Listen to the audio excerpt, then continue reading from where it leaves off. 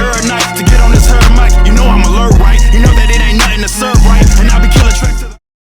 Welcome to 3 Count Commentaries. This is your host, MagMongoSlade. So, Smackdown, October 28th, 2022. Solid show. Not too bad.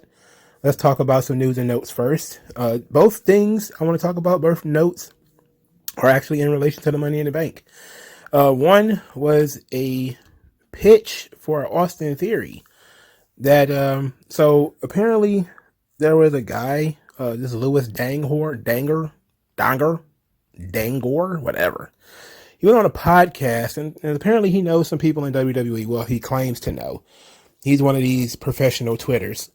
And he claims that one of the conversations that is on the table for Austin Theory's cash-in is to let him wait the full year and then put him under a sort of shot clock where he has to cash in within, several hours, several minutes, or whatever the case may be.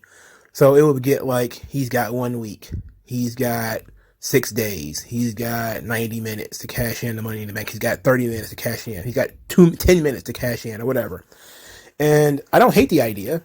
It's not a bad idea. Of course, it would require Austin Theory to miss out on some really choice opportunities to use the Money in the Bank briefcase. And of course, it wouldn't completely line up because I don't even know what day what the wrestling show be. Because who's to say they're even going to have a wrestling event the same week he won the Money in the Bank? I don't think the schedule was made that much in advance. Now, maybe it's like, who's to say they won't like technically land on like a house show date or something like that? So it doesn't make much sense to even do it that way. Unless you would say that only TV days count towards the Money in the Bank, which I've never heard that before. That would be creating a new rule. That only TV days count, and then if only TV days counted, then the full year wouldn't even be up yet. So I don't buy it. Again, it's not a terrible idea. It's just not an idea that I think works. It just doesn't make sense to me. All right, so the second Money in the Bank concept is, Triple H is apparently getting rid of the Hell in a Cell pay-per-view, which is fine. Nobody really cares about that. The Hell in a Cell pay-per-view was an albatross on the schedule, if we're being honest. The desire to try to shoehorn a Hell in a Cell match just because it's Hell in a Cell pay-per-view time really just made no sense. But now there's this discussion that, they're going to move the Money in the Bank back to WrestleMania. And I was just like, no, look, I know that there's a lot of people who think that WrestleMania needs, gimmicks, and it doesn't. WrestleMania does not need the Money in the Bank. You can't keep having like bullshit shows like the Backlashes and the Judgment Days. These shows that have no theme to them, that don't matter. It's okay if you want to get rid of Hell in a Cell, but it's also okay to build a show around a big match like the Royal Rumble. Are we going to get rid of the Royal Rumble and give it its own, because the Royal Rumble wasn't always a pay-per-view. So we're going to go backwards, which Triple H is apparently doing. He's just constantly wanting to go backwards. It's like, are we going to go backwards to when, the Royal Rumble was a TV event? Because, people would love that. How many people would love a Royal Rumble on live TV? It's interrupted by commercials, but I'm pretty sure NBC and Fox would be thrilled to have a Royal Rumble apiece on their television. You could have the women's Royal Rumble on television and have the men's Royal Rumble on television. And wouldn't it be great that you could have the women's Royal Rumble on SmackDown, the men's Royal Rumble on Raw, and everybody would be excited? I literally saw somebody say, you should do that for the Money in the Bank. There should be one Money in the Bank on SmackDown and one on Raw, and it should be on TV because we don't need a Money in the Bank event. Like, are you fucking serious? Yes, we do need a Money in the Bank event. The Money in the Bank event has been a strong event for years. It has been an event that people look forward to for years. It's the same thing with the King of the Ring. You want to bring back the King of the Ring? You need to bring back the King of the Ring event. All right? Because these are major angles that people could really benefit from. Now, when it comes to moving the Money in the Bank to WrestleMania, you don't need to do that because you already have the WrestleMania Battle Royals. You already have the Andre. You could nickname the women's now, which they will probably do. I'm sure Triple H will find some woman. It'd be like the Wendy Richter Memorial Battle Royal, even though she's not dead, or whatever the case may be. And that will be that. And you don't need any more 100 gimmicks for WrestleMania. WrestleMania sells itself. You don't need a ladder match for WrestleMania. However, you have nothing going on in the summer outside of SummerSlam. So why not add something else? Like, it's not always addition by subtraction. Sometimes it's just plain subtraction. You lose a lot by moving the Money in the Bank to WrestleMania, because now you're just telling people, why doesn't he cash in right tonight? Like, he should cash in immediately because it's WrestleMania. It's the biggest stage possible. Instead of creating another big stage, people get as excited for the Money in the Bank as they do for other really big events like SummerSlam and the Royal Rumble. And I guess Survivor Series this year with the War Games thing, because it's a big question of who's going to be next. Okay. WrestleMania didn't really need the Money in the Bank when they were giving WrestleMania the Money in the Bank. It didn't need it. It's just that sometimes people have the wrong idea that, just because something happened once or twice or three times, that's how it should be all the time.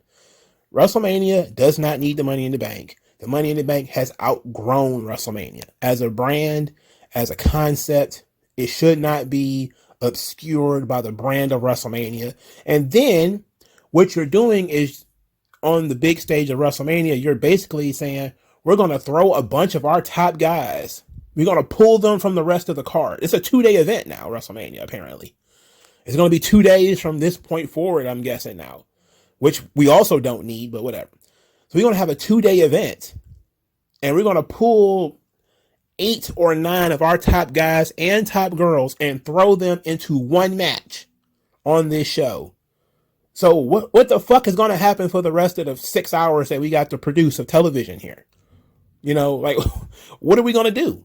We already going to have top guys tangled up in championship matches and personal feuds, but now we're going to take 8 of the other ones and then throw them into one match in the card, just so it can have one match, or 2 matches, because it has to be a women's Money in the Bank match too. So it has to be a men's and a women's. So it'll probably be night 1 to be the men's, night 2 to be the women's, or whatever the case may be. And it will shortchange the rest of the card. You don't need to move the Money in the Bank from July. There should be a Money in the Bank event. Want to get rid of Hell in a Cell? Thumbs up. Want to get rid of Elimination Chamber, which apparently they're not doing. Apparently there's still going to be Elimination Chamber events. If anything, Elimination Chamber should be the pay-per-view we should be getting rid of. That should be getting moved back to Survivor Series, and we should be scrapping that War Games shit. I've already gone over War Games. We don't need to go through that. But if you want to boost up Survivor Series, Elimination Chamber is right there. Get rid of Elimination Chamber. Take it back to Survivor Series where it was. Then we could actually leave Money in the Bank where it is, and WrestleMania can draw on its own. If you need to have a gimmick match at WrestleMania, you've got championship matches that you could put in ladder matches, or triple threats, or fatal 4-ways, or whatever the fuck. You also got the gimmick battle royals that are going to happen there with the memorial thing. You don't really need to sell WrestleMania on Money in the Bank, because Money in the Bank has outgrown that. So let's get into the rest of the show now. Now that I ranted about people just wanting to throw things backwards, and I'm pretty sure that nobody will agree that Elimination Chamber should have a pay-per-view and Money in the Bank shouldn't.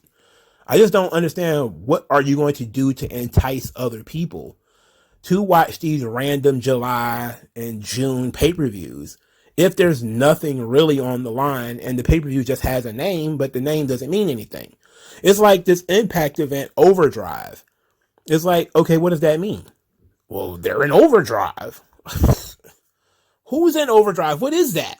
Like, what does it mean? When you say Money in the Bank means something. It's a Money in the Bank match.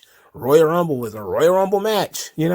That theme at least gives people something interested in what that is going to happen on that show. Now, WrestleMania and SummerSlam, they did start the same way, but WrestleMania has always been built around celebrity involvement, big media, all that kind of stuff. SummerSlam is sort of the second big event of the year. Sometimes SummerSlam needs a little help because it's not WrestleMania. It doesn't have the celebrities all the time. it may have at most a WrestleMania rematch as the main event, which has happened, I don't know how many times in the last 5 or 10 years that the SummerSlam main event has just been a rematch of WrestleMania. And, SummerSlam, if anything, could use the help. So if you want to move Money in the Bank to SummerSlam, that actually makes more sense to me, because SummerSlam actually needs the help. If you want to have the King of the Ring, which I think if you have King of the Ring or Money in the Bank, one of them gets a pay-per-view, the other one has to be part of something else, then Money in the Bank is a bigger draw than King of the Ring. So I think both should have events. I think you should do them at different times of the year.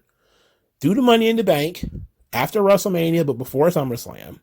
And you can do the King of the Ring probably in the fall before Survivor Series. And then you could just have like Royal Rumble leads to WrestleMania, which leads to Money in the Bank, which leads to SummerSlam, which leads to the King of the Ring, which leads to Survivor Series, or whatever the case may be. That's probably better to me, is that each big event has a lead-in event that is themed, that's important, and important to that event. If you link those events together, which has always been the problem with SummerSlam and Survivor Series, is there is no link between those two events, like there is between WrestleMania and Royal Rumble, where you create WrestleMania season by stretching WrestleMania, not 2 days or a week or whatever, but you stretch it all the way back to January. We know where we're going for WrestleMania, usually in January. So we should know where we're going in SummerSlam, which is usually in August.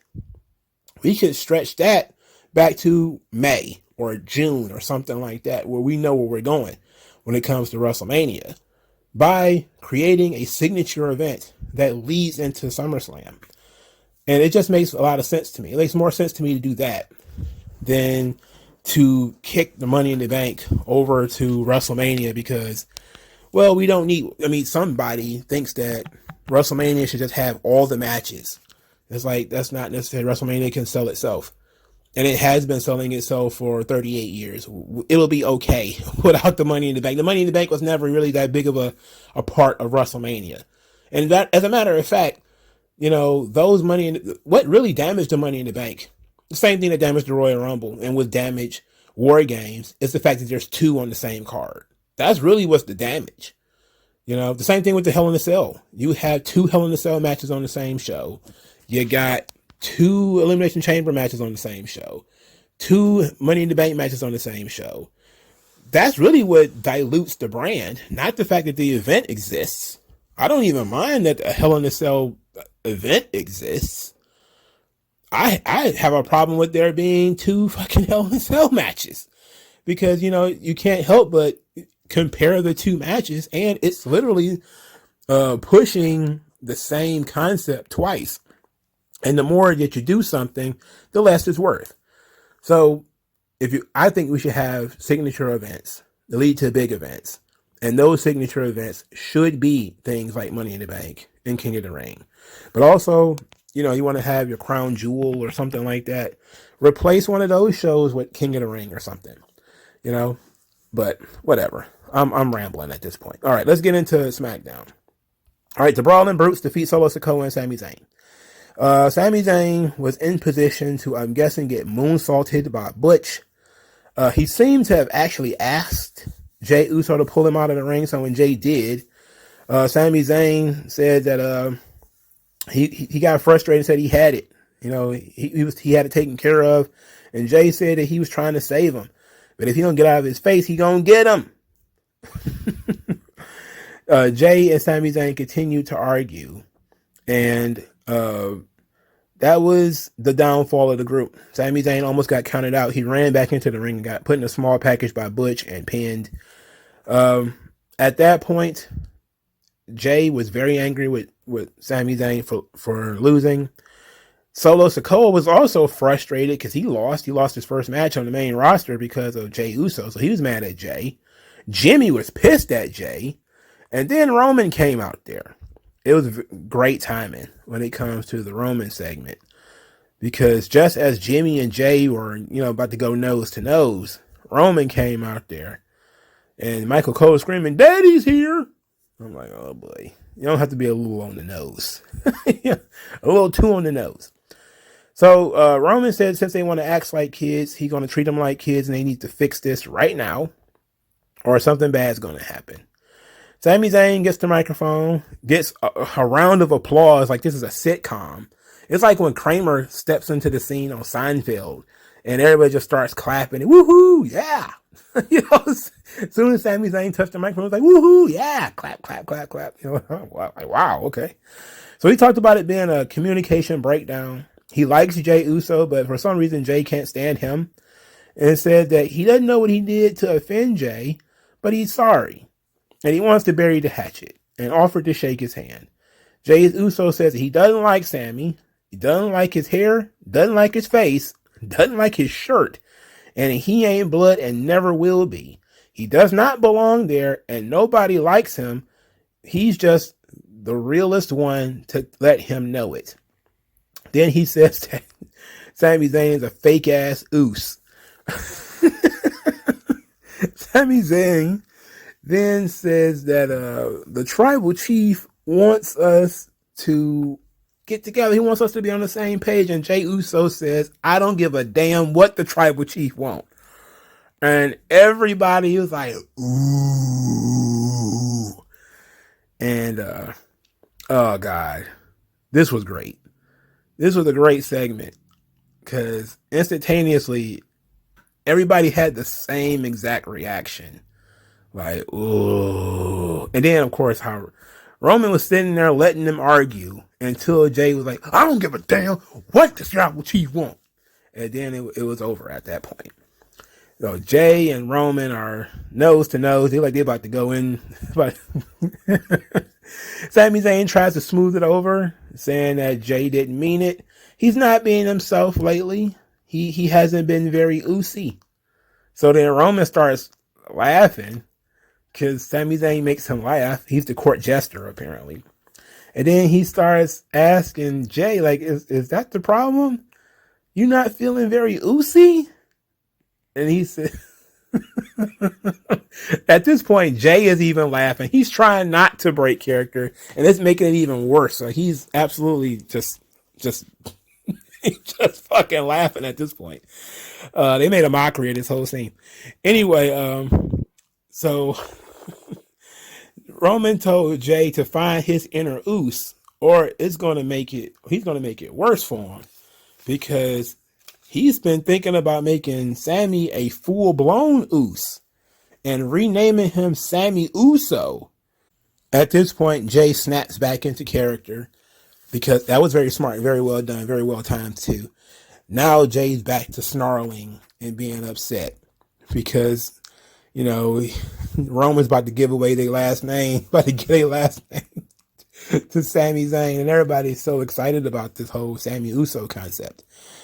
So that was it. Paul sent us the commercial with the Logan Paul Roman Reigns stuff. You know, very interesting. You know, kind of like a weird play where Paul was like, the tribal chief would like to end this segment. I'm like, oh God, why do we have to go that route with it? Anyway, it was very well done. It was excellent. Everybody played their role perfectly.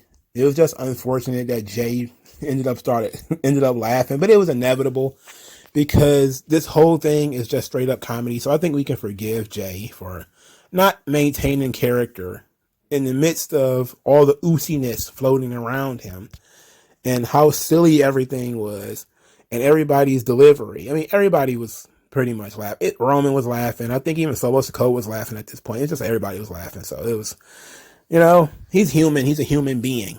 He only takes so much of this silly stuff. So we weren't done with the bloodline for the evening, though. Jey Uso wanted to apologize to Roman, so he went to the locker room. Paul Heyman says, well, look, maybe it's better if he hears it from me. We go into the locker room where Paul Heyman wants to show Roman Reigns Logan Paul's training video, which he does. And it's just Logan Paul punching a guy.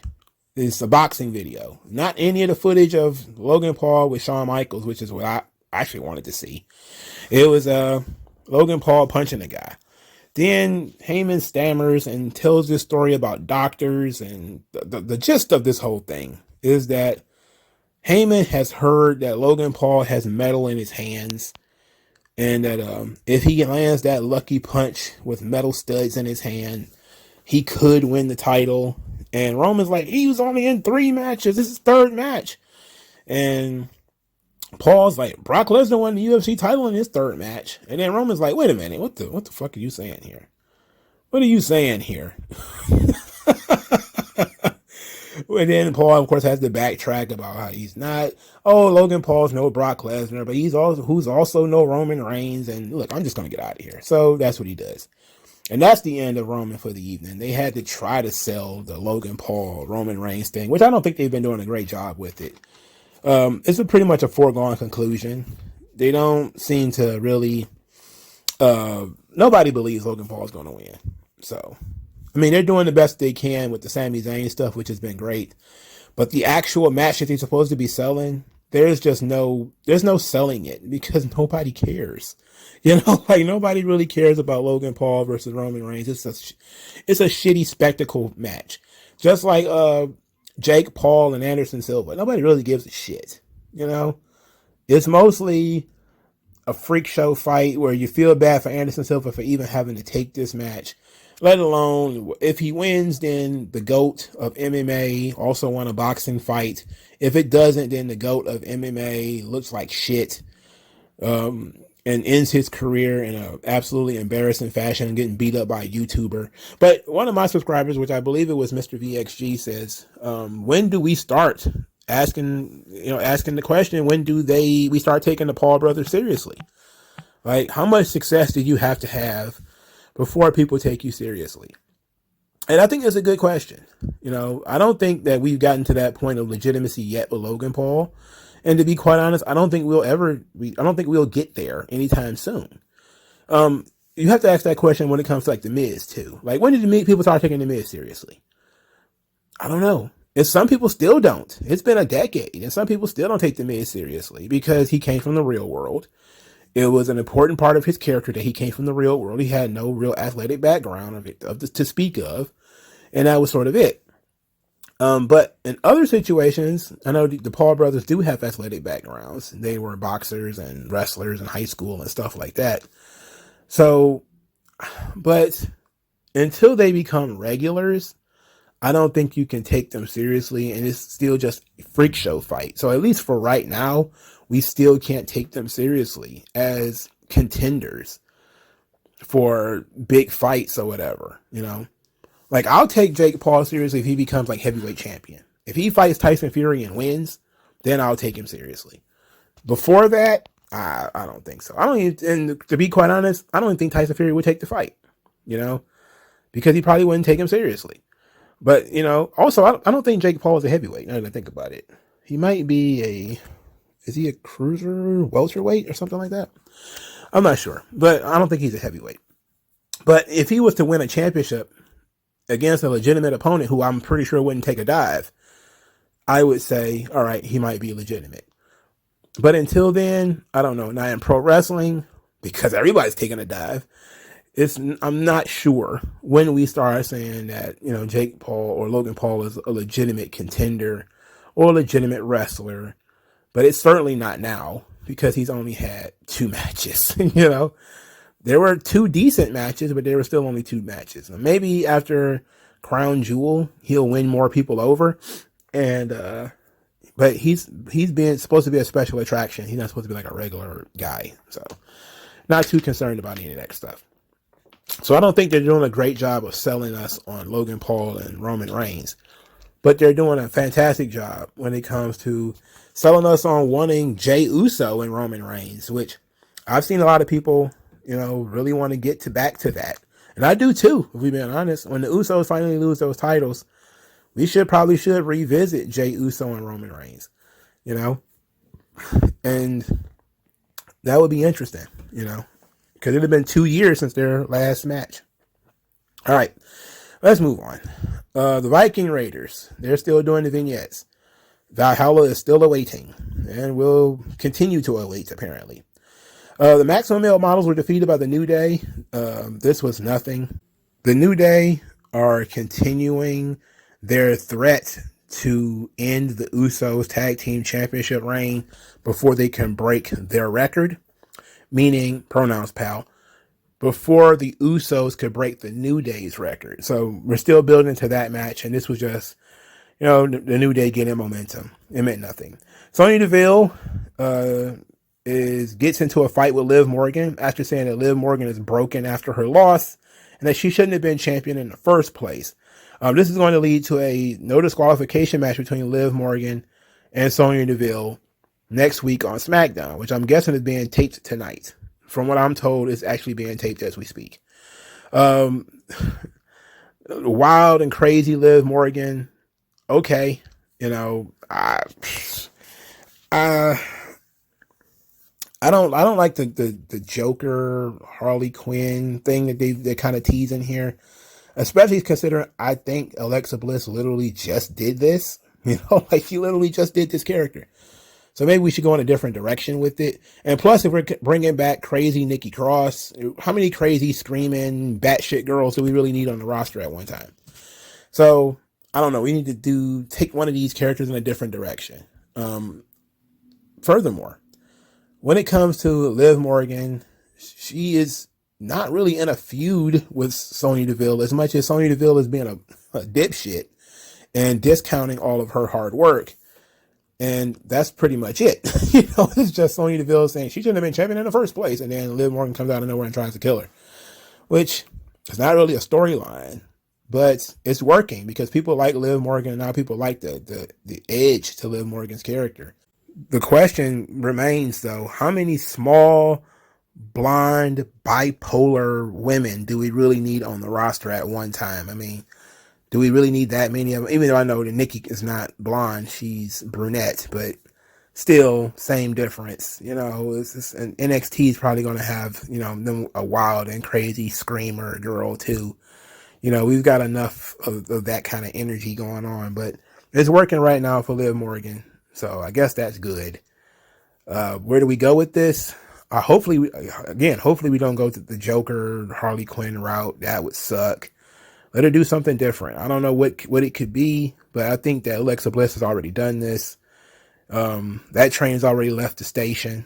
So, I guess because DC has like 800 different versions of Harley, we got to have the same amount in WWE. But I don't like it. All right, but let's talk about this because it's humorous. Liv Morgan on Twitter several weeks ago mentioned that she wanted to get killed on an episode of Chucky. That was something that she wanted to do. So this week, apparently, I don't think she was on the show. I think they just shot an extra scene where Liv Morgan was stabbed by Chucky and killed. And the acting was so bad. It was so off. Stardust, the Chucky show is already not good. Furthermore, I would go and say no horror movie is really all that good.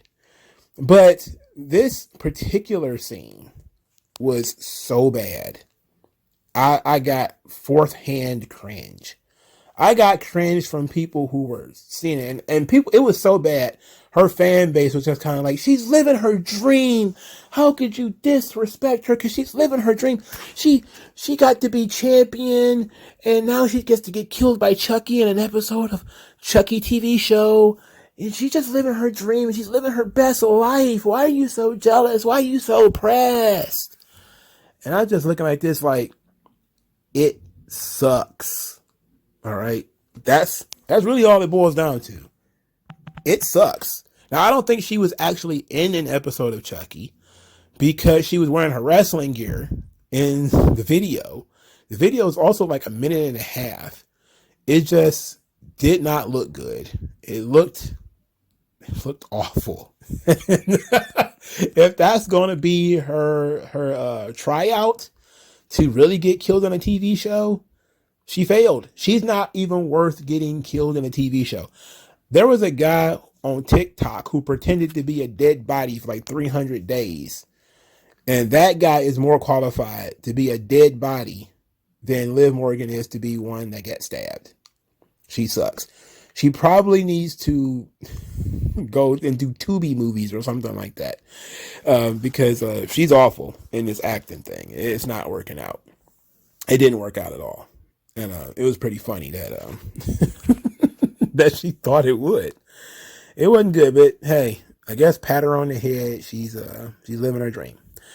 Braun Strowman, he cut a promo saying there's always somebody bigger and stronger, and while Omos is bigger, he is not stronger. And then they spliced in some footage of Braun's feats of strength, like him pushing over stuff and breaking stuff, which was great, reminded everybody of who Braun Strowman was and what Braun Strowman can do, because I certainly forgot. A lot of this footage is 7 or 8 years old.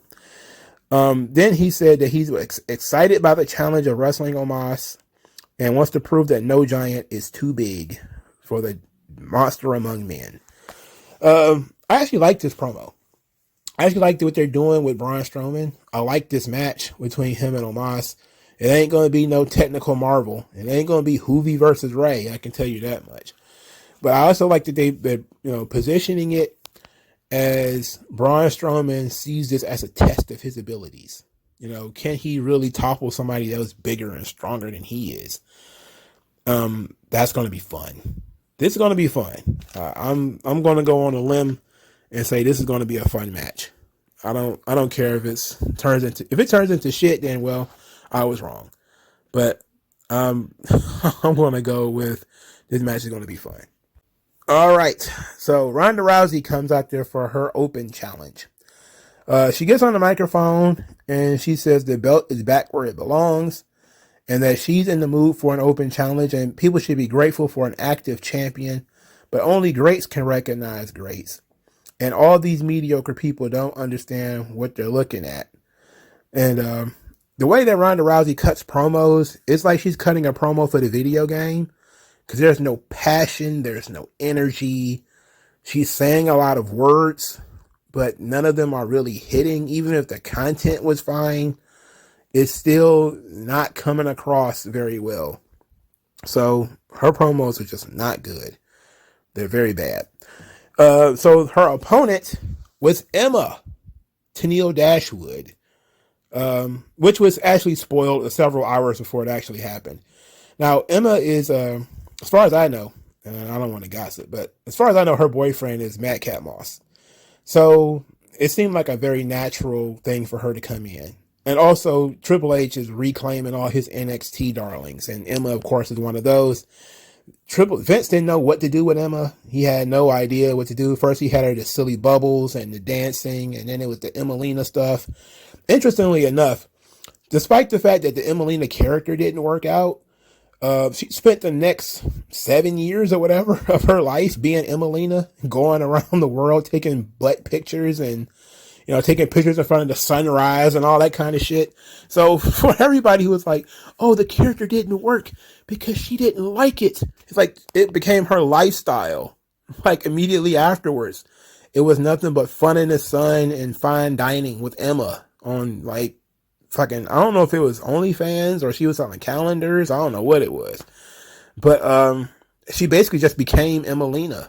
So, like the character just didn't work. I just think it took too long for them to actually get it out of the box. But Vince didn't know what to do with Emma. He had no idea what to do. He just threw his hands up and bubbles. Fuck it. What is that weird dance? And then she also got caught shoplifting, I think once or twice, which I'm pretty sure that didn't help. But she's back now. She's back to lose to Ronda Rousey, which was okay. The match was fun though. I actually didn't mind the match. Ronnie bust out some interesting moves. The Ronda Conda, it's like a fisherman hold with knee strikes on the bottom rope. Very interesting looking move. She also used like a very creative looking submission hold in the middle of the ring for, Emma. She actually was trash talking her very well, saying that, the people don't care. That's why, they're not kind of not reacting. But Emma's been gone for so long. I would guess if you're a kid in the audience today, you don't know who Emma is. She's been gone literally that long.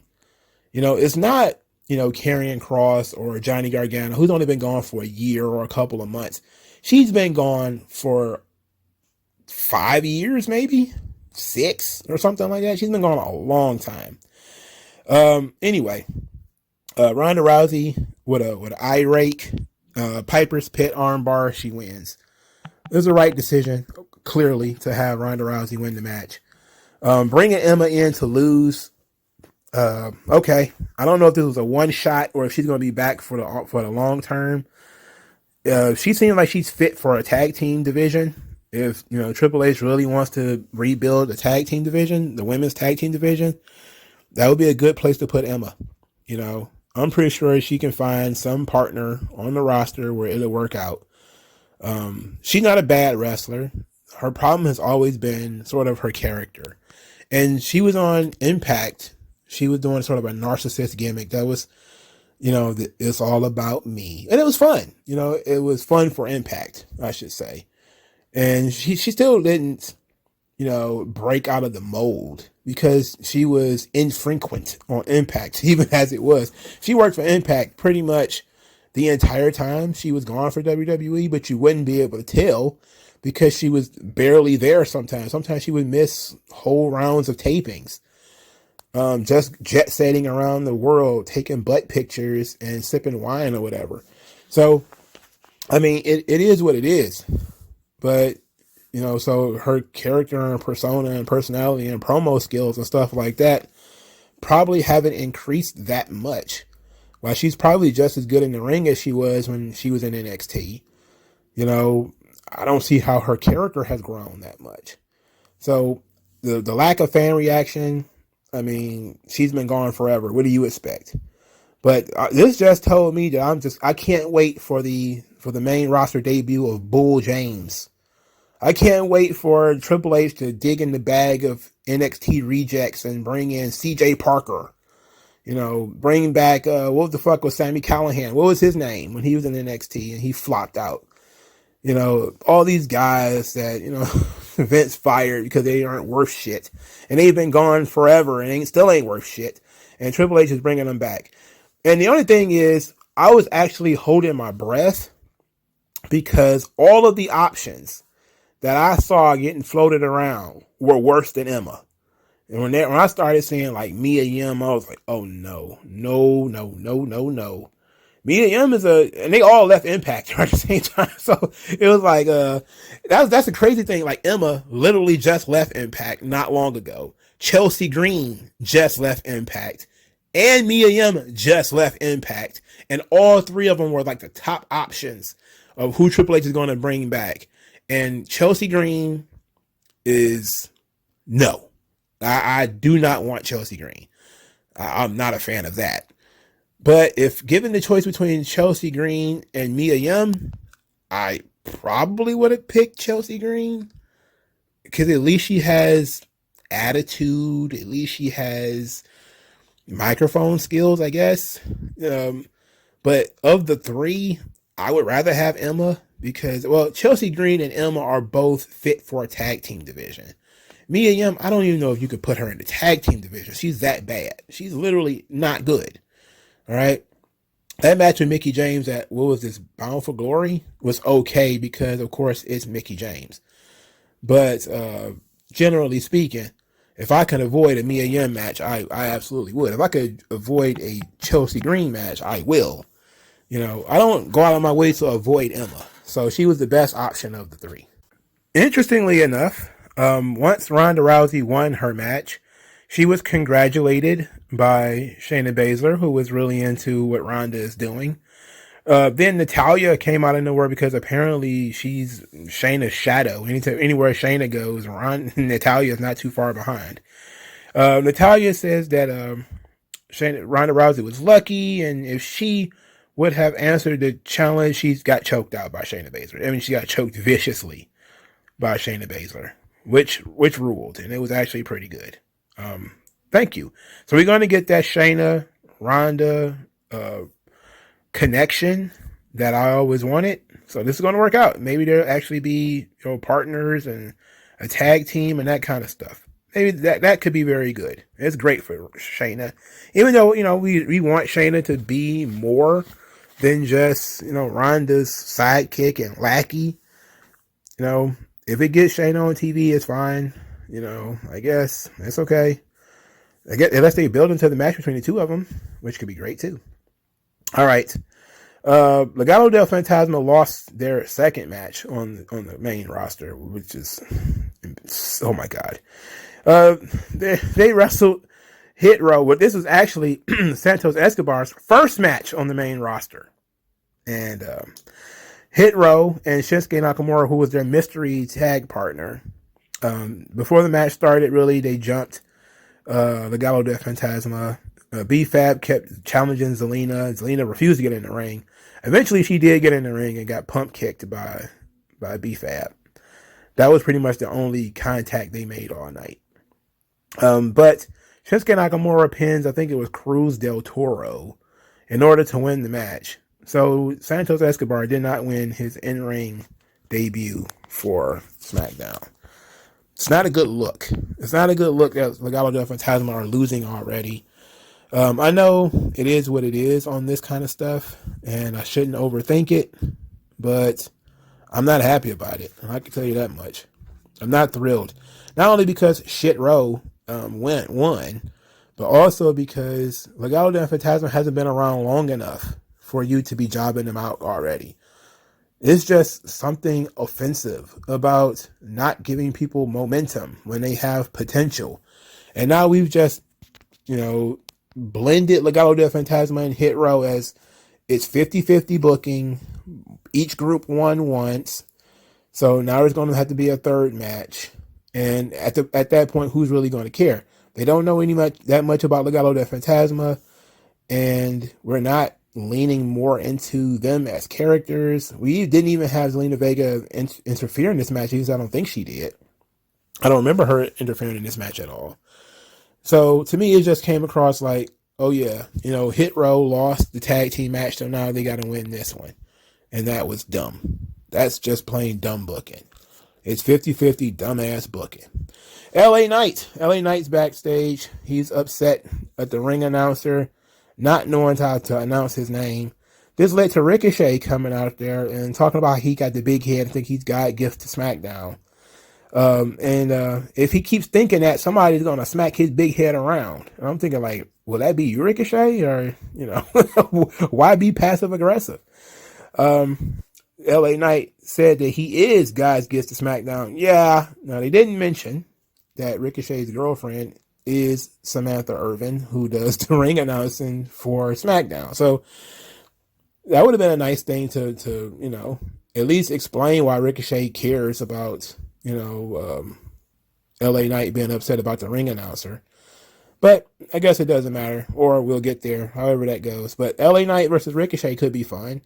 I like how they're not letting guys rot in catering. They are bringing these guys in. So Ricochet hasn't been a part of anything for a while, but they haven't forgot that he existed. So LA Knight needs to have an opponent. They're going to bring Ricochet in. Okay, cool. Another cool match, Karrion Kross versus Madcap Moss. This match was better than it had any right to be. Kross is he's struggling in the crowd reaction area because he doesn't really play to the audience as much. He's coming across like a work rate guy who kind of ignores that the audience exists. And but his promos have been very strong and his matches have been strong. It's just that he's not open enough to the audience yet. But this match was pretty good. Madcap Moss has some potential. He has some really good explosiveness. He is a guy who had a pretty decent run. Of course, Madcap Moss is a guy who he used to be over. When he was feuding with Baron Corbin, he was over. Now it's like he's not over anymore. People forgot he existed. And that's very unfortunate for him. But that's just kind of how it's been going. You get over because you had a good opponent, and then they take that opponent away, and you're left with nothing. Corbin gets JBL, and you get generic entrance music, generic tights, no promo time, no character development, and nothing else. I think Madcap Moss should be one of these guys that should be a project for WWE. To me, like I said, I think guys like him and Austin Theory, they've got a pretty good future.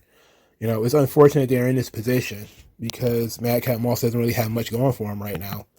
But that's the company's fault. They didn't want to capitalize on his feud with Corbin. All right, so after Cross wins with the cross hammer, he puts Madcap Moss in the cross jacket, the chokehold. And he cuts this really fantastic promo. And he wasn't winded, which is interesting for a guy who just wrestled a pretty solid match. I think the match was probably about 6 to 8 minutes. And he wasn't like completely and totally out of breath. Where he gave Madcap Moss his flowers by saying he put up a better fight than Drew McIntyre. And said, because unlike Drew, he's not a coward and a hypocrite. And Drew only cares about his petty ambitions. Then, of course, he went into selling the steel cage match. The visual of Cross choking out Madcap Moss with the crazy eyes, cutting the promo in Psycho Sid fashion, really worked for me. That ruled. That was very good. I like that. Hey, I like Cross. I know the audience is going to have their problems with him. They haven't come around yet. And he really has to work on getting the crowd over. He really has to work on that. That's a big hole in the game right there. Everybody has to, get over. And as much as I like Cross, I know that Triple H ain't really doing him any favors. He's gotta get over. He has to interact with the crowd a little bit more. He might have to do some kind of call and response, or talk about the football team or something like that. Because usually that kind of cheap heat is what works. All the kind of cryptic mean guy promos. Not everybody can get away with that stuff. But outside of that, Cross is fantastic. This was a fun match between him and Moss. I don't know why this was the in-ring main event, because I don't know why that was the case, but it was a solid enough match. Rey Mysterio will be wrestling Gunther for the Intercontinental Championship next week on SmackDown, which is probably going to be taped tonight. Rey was very excited for this because apparently he ain't going to Saudi Arabia. And he got attacked by Imperium and chopped in the chest by Gunther, which is, fair. He got a little bit of a taste of what he's going to get next week. But I'm very interested in Rey Mysterio versus Gunther. Triple H using the Intercontinental Championship as sort of a bridge between the last SmackDown of a pay-per-view and the pay-per-view itself is interesting. But, I don't know. Would you rather the Intercontinental Championship main event SmackDown, or would you rather it be on the show? Like, I think that maybe we would have preferred Gunther to be on the show. On the show, I mean Crown Jewel, rather than be on the SmackDown before the show. Now, I'm not saying that he still won't be on the show in some capacity. Again, we don't know. But I probably would have preferred for him to be on the show, defending the title on the show, rather than defending the title on SmackDown, the day before the big pay-per-view. I don't know. Let me know what you guys think. All right, Bray Wyatt. So Bray Wyatt, there was a QR code at some point here, which led to a screenshot of Bray Wyatt being covered in liar and his eyes X'd out. And we didn't know what that meant until we listened to this promo. The gist of the promo is that Bray Wyatt, this is the best version of Bray Wyatt, the real man, where there is no mask, there's no smoke, and there's no mirrors, just him and us. Then he started talking about his problems with his emotions, how sometimes he doesn't know how to react. Sometimes he doesn't feel anything at all. And times where he did horrible things. And when he faces adversity, he'll probably be asked to do horrible things again. Then he's cut off by Uncle Howdy. And in the way that this promo was delivered, I had to listen to it twice. Because there's a lot of that rewind stuff that you killed the world. You did. I'm like, oh God, I can't follow this. Then Uncle Howdy is a man in a mask. It's obviously Bray Wyatt in a mask. I thought it was a puppet. It's a mask.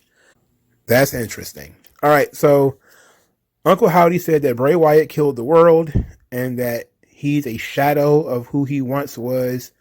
And that he was the reason he put the other guy away. He's the reason he's gone. and says that you say you don't wear a mask, but that's a lie. You'll never be able to hide from me, your Uncle Howdy. And then the mask starts to cry. It looks like there's some kind of tear streaking down the eye of the mask or whatever. Very creepy. Very, very odd. Very odd to have that decision. They promoted this as Bray Wyatt confronts his demons. And his demons seem to be his emotional issues, his emotional trauma, his interactions with the crowd. Of course, he's talking about when you do things like that, it makes me exhilarated, it makes me excited. But he never actually says that it's the crowd that makes him excited, it makes him want to do things. So clearly he's talking to the demons or whatever. And I'm guessing Uncle Howdy is one of these demons. So Uncle Howdy is, he's calling out Bray Wyatt and shaming Bray Wyatt for, he said he told Bray Wyatt to revel in who he is, but Bray Wyatt is trying to run away from who he is. He's trying to escape who he really is, which is interesting. It begs the question: who's going to wrestle the matches? Of course, if you're a guy who cares about that ring a lot, you're definitely going to be asking the question: okay, who's wrestling these matches? Are there going to be matches? There is no conception of a match that's actually going to be upcoming. There's people talking about Bray Wyatt as the number one baby face, and he's selling the most merchandise, and it's going to be Bray Wyatt versus Roman Reigns at WrestleMania. And I'm just like, wait a minute. We haven't even gotten to the first match yet, okay? Before we start booking him versus Roman and the main event of WrestleMania, can we at least get to match number one? All right, can we get to match one? Who is his first opponent going to be? Because he's right now feuding with nobody. He's been back for 3 weeks. He's cut promos on his demons, and he's talked, very openly about, going through things and suffering and changing. But it seems that he's following almost the exact pattern as when The Fiend emerged. Because remember when The Fiend emerged, he was talking about how the swamp cult leader Bray Wyatt was the bad man. He was never going to be that guy again. He even cut that guy in half. He cut a cut out of, that guy in half. He'd never be that guy again. And that was Mr. Rogers' Bray Wyatt, Firefly Funhouse Bray Wyatt, where he wanted to disregard past Bray. He wanted you to disregard past Bray. I'll never be that guy again. We're on different terms. I'm a different guy. And now he seems to be doing that again, where he's trying to basically move away from the Fiend. I'm not the Fiend anymore. I'm not that guy anymore. Maybe in the future, I'll be pushed to do things that I don't want to do, and trying to explain himself. And now Uncle Howdy's calling him out. It seemed like he was trying to follow that pattern. At least before, when he was doing this, the Fiend was sort of the Mr. Hyde to his Dr. Jekyll. He didn't deny that the Fiend existed. He did not deny what the Fiend was doing. He would actually warn people about the Fiend and say, well, you might not want to do that. He might, whatever. In this situation, he's talking about being his real self. And in this situation, he's being called out and being told that, no, you're not being truthful. You are still that guy. You are still wearing a mask. You are being fake. And it's interesting.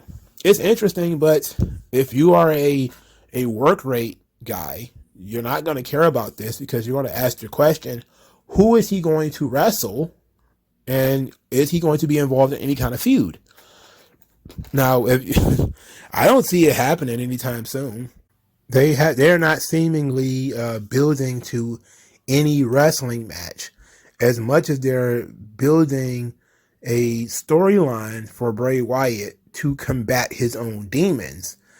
And we're hoping that there are going to be other people who are going to play into this so that Bray Wyatt can fight them. That's what we're hoping. But Uncle Howdy looked a lot like Bray Wyatt in a mask to me. That's what it looked like to me. Now, it could be possible it was somebody else. But that's what it looked like to me. And interestingly enough, Uncle Howdy was also wearing a mask. So it was a mask on top of a mask, which is, literally a hat on a hat, but symbolically it takes on a different meaning that, Uncle Howdy removes his mask so that you can understand him, but he's still also wearing a mask. So there's still a barrier between him and us, because usually that's what masks are for. They're not just for covering your face. It's also for creating space in between you and other people. That's the same thing about nakedness. Nakedness is not about always covering up your shame. It's also about privacy, creating barriers between you and another person. So wearing a mask, is all about creating barriers. So Bray Wyatt in his promo, he's talking about no mask, no smoke, no mirrors. It's just me. Like a woman would say, I woke up like this with no makeup or something like that.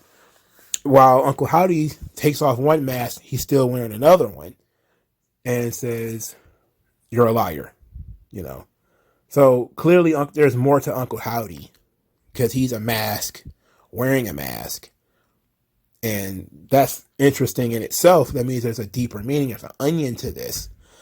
But at the same time, if you only care about that ring, you're going to look at this and say to yourself, this fucking guy is not going to feud with anybody. What's the point of all this shit? But people are definitely involved with it, because they're slowly but surely interjecting new characters into this Bray Wyatt universe, the Brayverse, the Wyatt-verse. What are we calling it? We're going to call it the Wyatt-verse. He's introducing new characters who have new visions that have a new interaction with him, and now we have to see where that goes. But just kind of like when it came to the Firefly Funhouse and the Fiend and all that kind of stuff, where do the fucking wrestlers fit? Where does an opponent fit into this? Where does somebody for him to fight comes into this? And eventually you do have to get to that point. He can't just be arguing with the video screen for a month, 2 months, 3 months, because eventually people will get tired of that, So he can argue with the video screen right now because he's still hot. But just like CM Punk was riding that wave of coming out there like, Princess Diana every week and waving and cutting these super babyface promos, and then eventually people got tired of it and was like, all right, there needs to be some heat here. It's the same thing with Bray Wyatt. Now they're creating heat because there's that interest in somebody who's antagonizing Bray Wyatt and Uncle Howdy. But since we don't know who it is, we don't know if it's a wrestler or not, and we don't know if they're actually going to fight each other or not, or what's going to happen, that's going to create an eventual, somebody's got to make contact with somebody. Something has to happen here. Instead of, it just being the Broadway part of SmackDown, But I see it both ways. I actually like it. I wish they would turn down some of the production stuff, because it's very hard to understand whoever is wearing that mask, because they are wearing a mask. And when you replay it and you over edit the video and you chop up the audio and stuff like that, it makes it very hard to hear. And it's hard to absorb the message, especially if you're in the crowd, because you only see it once. If you're sitting in the crowd, if I'm watching it on TV, I can just rewind it. If I'm watching it online, I can just rewind it. But if I'm sitting in that audience and you're playing this video and you're chopping up the audio and you're playing music on top of it, I can't fucking understand what's happening. I don't know what the guy's talking about. That could be very difficult. They need to clean that up somehow. But, those are basically my critiques. Overall, the solid episode of SmackDown wasn't the best, wasn't the worst, wasn't thrilled about Legado del Fantasma losing. But Emma return, I was okay with that. I thought it was okay. Everything else in the show was either solid or shrug worthy. Nothing on the show made me mad, which is basically Triple H booking 101. Either you're bored, you find there's some excitement there because there's something new happening, or it's just kind of running the mill. Slow and steady wins the race. All right. So what do you guys think of SmackDown? Like, share, and subscribe. I'll talk to you guys later. Peace out.